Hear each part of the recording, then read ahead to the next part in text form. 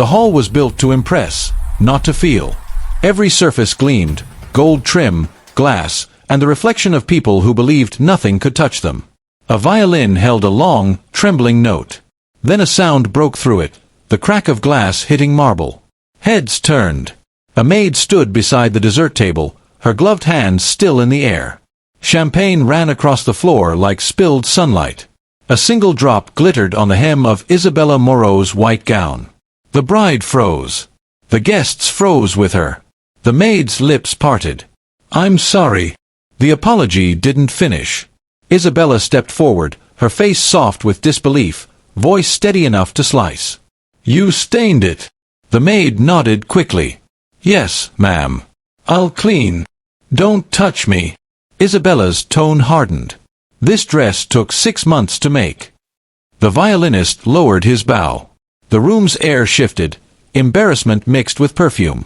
Behind Isabella stood her groom, Liam Carter, quiet, polite, son of a powerful family who had bought half the city skyline. His eyes followed Isabella's hand as she brushed at the champagne stain that wasn't even visible now. "It's nothing," he murmured. But Isabella heard only the murmur of guests. They saw. "They're judging." The thought hit faster than reason. "Nothing," she said. "She ruined my dress." Maya, the maid, kept her head low. Her hair was tucked tight beneath a white cap, yet one curl had escaped, trembling against her cheek. "It was the waiter," she said softly. "He brushed the tray. I don't care who it was." Isabella's voice rose, echoing through the hall. "Do you know where you are? This is the Moreau wedding, not a cafeteria." Laughter flickered from a corner, uneasy, but enough to feed her anger. Maya whispered again, "Please forgive me." Forgiveness wasn't in fashion tonight. Isabella's fingers curled. She turned, scooped a fistful of cake from the towering white confection behind her, and threw it. The sound, the wet smack, cut louder than the gasp that followed. Icing splattered across Maya's uniform, white against gray. She didn't move. Her eyes stayed fixed on Isabella's face, not with anger but something else, pity. That look pierced deeper than the mess. And that's when Liam spoke. Quiet, stunned. "Maya." The name didn't belong here. It felt old, familiar, dangerous. Isabella blinked. "What did you just say?" Liam didn't answer. His heartbeat filled his ears. He stepped closer, staring at the maid's face. The curl of hair, the trembling lips, the eyes, brown with gold in them. Memory slammed into him like cold air. "Maya, it's you." The maid's breath caught. "Please don't." "Don't what?" Isabella's voice cracked. "You know her." Liam couldn't look away. "I think so." "You think so?" Isabella's voice sharpened. "You know her name." Maya's eyes dropped. "He does." The room started whispering. The violin stopped completely. Isabella felt the ground tilt. "Who is she?" No one answered. "Maya," Liam said again, lower this time, almost to himself. "I thought you were gone." Her words came measured, steady. "Gone doesn't mean erased." Isabella's hand shook, the napkin twisting in her fist. "Someone tell me what's happening." Maya spoke first. "5 years ago, before your engagement, he promised me a future." The hall gasped in unison, one sharp breath shared by 100 people. Isabella turned to Liam. "She's lying." He didn't speak. Silence became confession. Maya looked straight at him. "You didn't lie, Liam. You just forgot." The guests shifted, hungry for drama they'd pretend to hate later. The photographers aimed again, this time not for beauty but for history. Isabella whispered, "How do you know her?" Liam's jaw clenched. "We grew up together." "Grew up?" "Her mother worked for mine," he said. "We were kids. Then. Isabella pressed. "Then I left," he said. Maya's eyes softened, sadness replacing strength. "You didn't leave, Liam. You were taken." He stared at her, confused. "Taken?" "Your father came to our house. He said people like me destroy futures. He gave my mother money and told us to disappear." Isabella shook her head violently. "No. No, you're making this up. Maya's expression didn't change. I wish I were. The hall buzzed, low voices, disbelief, excitement. Isabella pointed at Maya. Get her out. No one moved. The security staff looked at Liam. He said quietly, no. The word hung in the air like a curse. Isabella turned to him, eyes wide. What do you mean, no? He exhaled. Let her speak. Maya looked surprised. It doesn't matter anymore. It does, he said. The tension was unbearable, so thick that every breath felt loud. Maya took a small step back, cake still dripping from her uniform. There's nothing left to say. I work here now. That's all. Liam shook his head slowly. You shouldn't be here. She gave a small, tired smile. Neither should you. He frowned. What do you mean? Look around, she said. Do you recognize yourself? Her words hit harder than the champagne had. Isabella's eyes filled with tears. You're trying to ruin my wedding. Maya's voice stayed calm. It was already broken before I arrived. The guests' murmurs rose again, like wind before a storm. Isabella screamed, Enough! Someone escort her out. Liam didn't move. Maya turned toward the staff door, but before she left, she whispered without looking back, Congratulations, Liam. You finally became what they wanted. Then she walked away. The door closed behind her with a soft click that sounded louder than any slam. Isabella's mascara bled into her veil. If you follow her, I swear. Liam didn't move toward the door. He just stared at it, frozen, 1,000 memories crashing behind his eyes. Rooftops, laughter, promises whispered in the dark before wealth rewrote everything. The orchestra tried to start again, but no one listened. The cake stood half destroyed. The smell of sugar and shame filled the air. Outside that hall, Maya leaned against the cold wall, closing her eyes. From inside came the muffled sound of music forced back to life.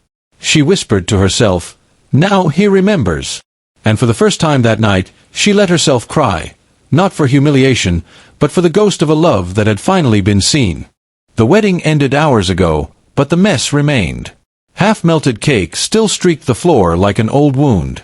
The roses had wilted faster than they should have, as if the air itself refused to hold beauty anymore. Security had cleared the hall. The lights dimmed. Only Liam Carter remained, sitting on the steps of the stage, his bow tie loosened, his thoughts loud enough to echo. He hadn't spoken since she left. Outside, reporters waited. Headlines were already forming. Billionaire bride's wedding turns into scandal. He rubbed his temples, staring at the smear of cake where Maya had stood. Every second replayed in his mind, her voice, her eyes, that one word she said, taken. The door creaked open behind him. Liam, Isabella's voice broke the silence. He didn't turn. She walked closer, still wearing the dress. The champagne stain dried into a faint shimmer. They want us to leave through the back. Cameras are everywhere. He nodded absently. Say something, she demanded.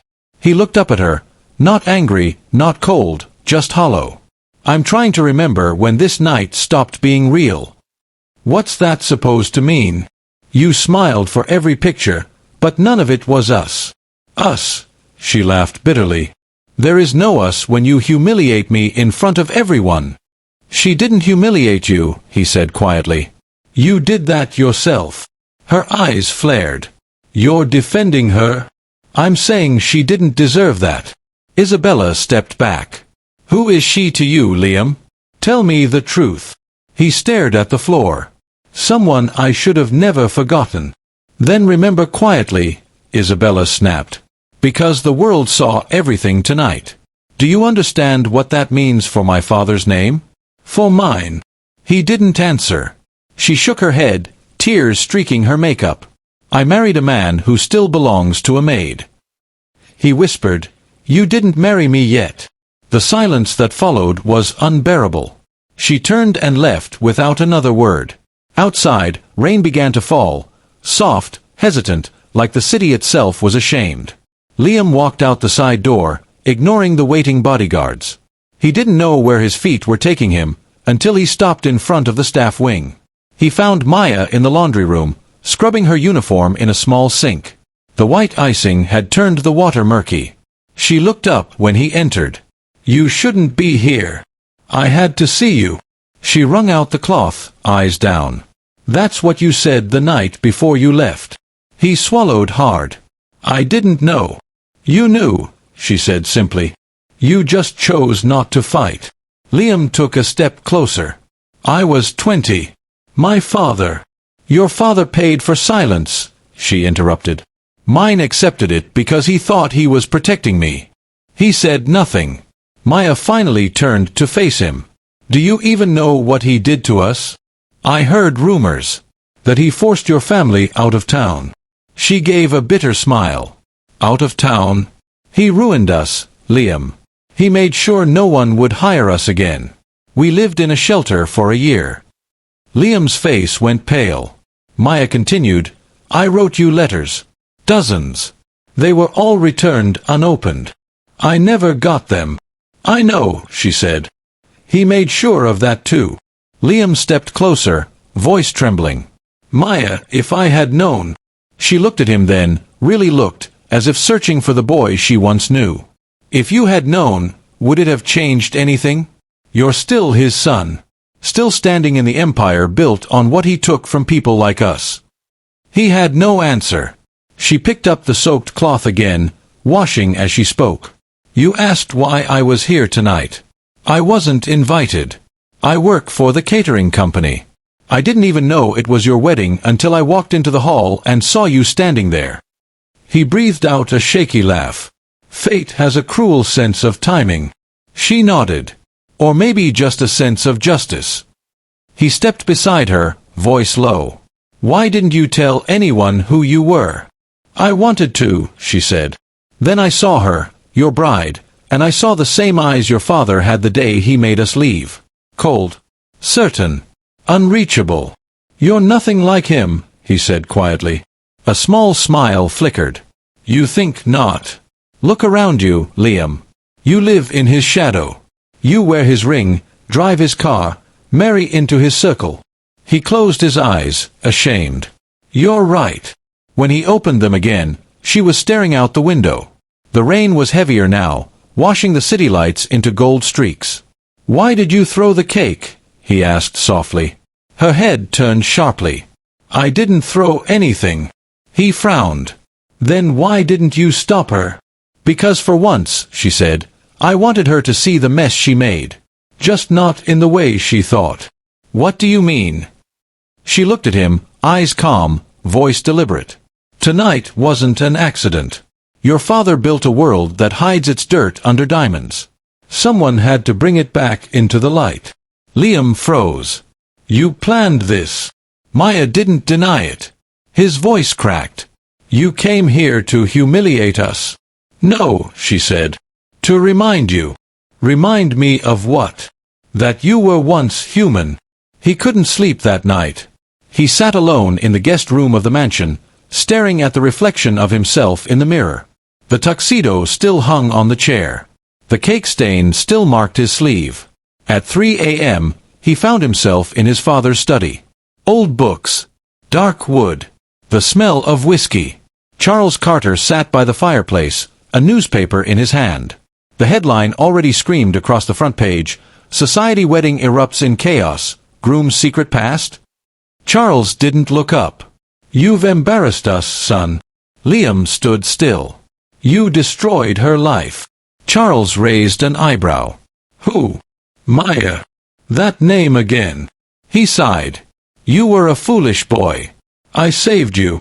"Saved me." Liam's voice rose. "You paid them off and threw them out of their home." Charles finally looked up, cold and composed. "I removed a distraction. She was beneath you." Liam's hands clenched. "She loved me." "And you loved being pitted," his father snapped. "Don't mistake that for love. You were destined for better things, and I made sure you got them." Liam took a step forward. "You call this better? Living a lie." Charles smirked. "It's called power. Something she'll never understand." Liam stared at him for a long time, then said softly, Maybe that's why she's still free and you're not. Charles's face hardened. Be careful, boy.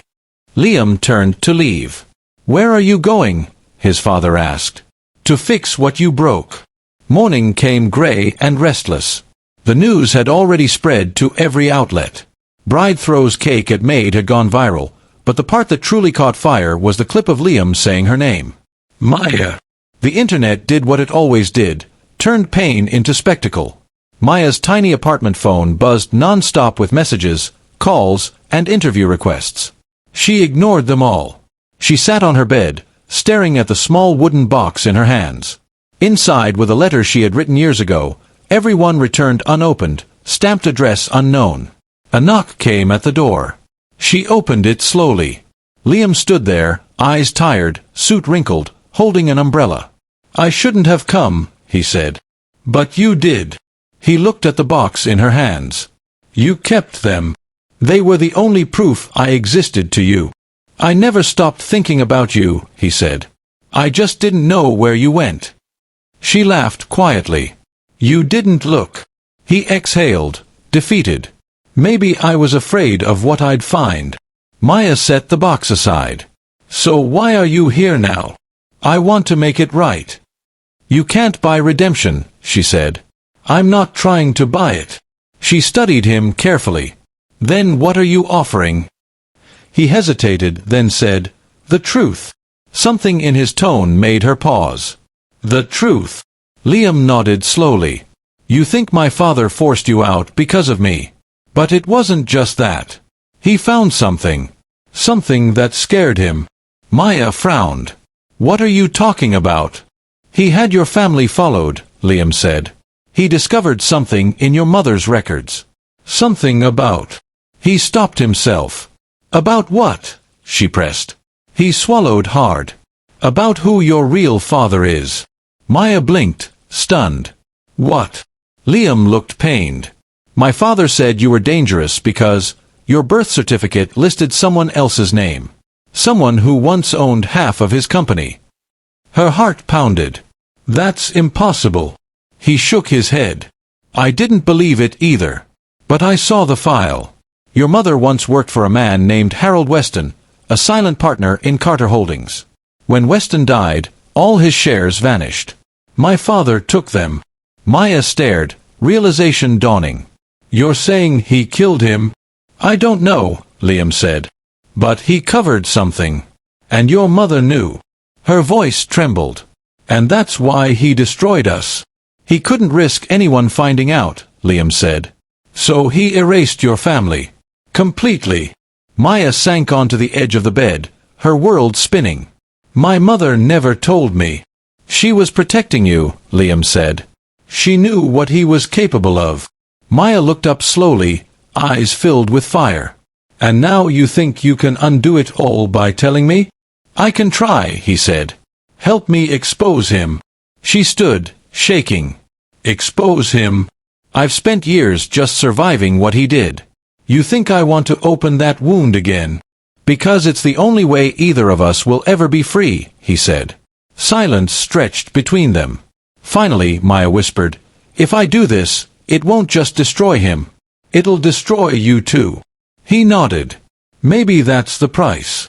She stared at him for a long moment, then said, Then you better be ready for what comes next. Outside, thunder rolled. The storm had only just begun. Maya opened her old trunk, pulling out a photo, a faded picture of her mother standing beside a man she never recognized before. On the back, written in her mother's handwriting, For the truth, one day. Her fingers trembled as she held it. For the first time, she realized this wasn't just a story of love lost. It was a story of blood, power, and silence, and the wedding wasn't the end. It was the trigger. And somewhere deep inside her, something shifted. She wasn't just a maid anymore. She was the storm that was coming. 3 days after the wedding that never finished, the world had moved on, but the internet hadn't. Clips of the moment Isabella threw the cake were everywhere. Memes, news anchors, gossip shows, everyone had their version of the story. But none of them knew the truth behind that single gasp that froze the groom. Liam and Maya hadn't spoken since that night. until a single message appeared on his phone. If you're serious about exposing him, meet me tomorrow at 9. Don't bring anyone. The next morning, Liam waited inside a quiet cafe downtown. The rain was soft again, almost gentle, like the world pretending it hadn't seen everything break. Maya arrived wearing a black coat, her hair tied back, no makeup. She looked stronger than before, calmer. She sat opposite him and placed an envelope on the table. "What's that?" Liam asked. "Proof," she said. "My mother kept a journal. Everything your father did to Harold Weston. Every payment, every threat. She wrote it all." Liam hesitated. "Why bring it to me?" "Because I can't do this alone," she said. "You're the only one he'll never see coming." He looked at the envelope, then at her. "Once this gets out, he'll be finished." "And so will you," she reminded him. Liam nodded. "Then so be it." Maya studied him. "You've changed." He smiled faintly. "Maybe I finally see the world through your eyes." She tilted her head. "Then be ready to lose it all. Because justice doesn't make heroes, it just clears ghosts." That night, they broke into Carter Tower, the 58th floor where his father's private archives were kept. The building slept, but its cameras didn't. Liam knew the codes. He entered first, Maya followed silently, flashlight trembling in her hand. Inside the dark study, the same fireplace flickered. Charles Carter was there, waiting. "I was expecting you," he said calmly, swirling a glass of scotch. Liam froze. "You knew?" "Of course," Charles said. "You think I built an empire without watching every move?" Maya stepped forward. "Then you know why we're here." He turned toward her, eyes cold. "Ah, the Maid turned Avenger. You should have stayed invisible, girl." Maya's voice didn't waver. "Invisible is exactly how you wanted us. That's why you're afraid now." Charles chuckled. "Afraid? You have nothing but words." She opened the envelope, sliding out old papers, contracts, ledgers, and a death certificate. "Your signature," she said quietly. "Under a false name. You paid Harold Weston's nurse to change the cause of death from accident to natural causes." Charles's smile faded. "You don't know what you're talking about." "I do," Maya said. "And so will the world. I made copies. They're already online." He stiffened. "You wouldn't dare." Her voice turned to steel. "Try me." Liam stepped beside her. "It's over, father." Charles stared at his son, disbelief morphing into rage. "You betray your own blood." Liam looked at Maya. "I'm choosing truth over blood." For the first time, the man who had ruled cities looked small. He threw the glass against the wall, shouting, "You think anyone will believe a maid over me?" Maya stepped closer, whispering, "They already do." At that exact second, a phone on his desk buzzed. News alerts lit up, Carter Holdings implicated in corporate murder cover-up. Charles's hand trembled. His empire was collapsing, not from greed, but from the one secret he thought he'd buried forever. He looked at Maya with venom. "You destroyed everything." She shook her head. "No. I revealed what you destroyed long ago." He turned to Liam, almost pleading. "You're my son. Help me fix this." Liam's eyes were wet. "You fixed nothing your whole life." Charles staggered, his breath heavy, hand clutching his chest. "You'll regret this," he gasped. Maya didn't move. "We already did." He fell to his knees, then to the floor, heart finally giving out under the weight of the truth. The silence that followed was absolute. The storm outside stopped. Liam knelt beside his father, hand shaking. "I didn't want it to end like this." Maya whispered, "It was always going to end like this." Days later, the news declared Charles Carter dead of cardiac arrest amid criminal investigation. The empire began to crumble. Board members resigned, stocks fell, and the world pointed fingers, but for the first time, no one pointed at Maya. Because she had disappeared. Liam searched for her for weeks. Every address, every number, gone. Until one evening, a letter arrived at his apartment. No return name. Just one word written across the front. "Remember." Inside was a single note, handwritten. You were brave when it mattered. Don't become him again. I'll build my own peace, far away from the world that broke us both. And beneath it, taped to the paper, was an old photograph, the two of them as teenagers, sitting by the river, laughing at nothing. Liam smiled through tears. For the first time in his life, he felt free, not rich, not powerful, just human. 6 months later. The city had changed. The Carter Empire was now a cooperative run by its employees. Liam spent his days teaching at a public school downtown, quietly rebuilding a life that didn't depend on money. One morning, he was walking past a small art gallery when something stopped him. In the window hung a painting. 2 figures standing under rain, one in a wedding dress, the other in a maid's uniform, both blurred at the edges like ghosts fading into memory. The title beneath it read, Invisible Things. Artist, Maya James. Liam stepped inside. She was there, talking to a visitor. When she turned and saw him, her face softened.